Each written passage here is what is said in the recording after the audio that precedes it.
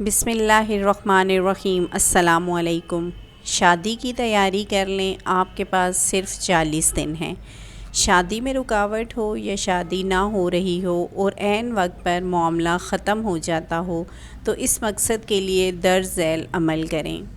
عمل شروع کرنے سے پہلے حسب توفیق خیرات دیں، پھر ہر روز بعد نماز عشاء، ٹھیک ہے، آپ نے عشاء کی نماز کے بعد سورہ اخلاص کو آپ نے 40 مرتبہ پڑھنا ہے، اور جو نیچے کلمات ابھی آپ کو بتائے جائیں گے وہ آپ نے 100 مرتبہ، یعنی اس کی ایک تسبیح آپ نے کرنی ہے۔ اور اس کے شروع میں آپ نے درود پاک شروع میں 11 دفعہ پڑھنا ہے، اور تسبیح کرنے کے بعد اینڈ میں 11 دفعہ پڑھنا ہے۔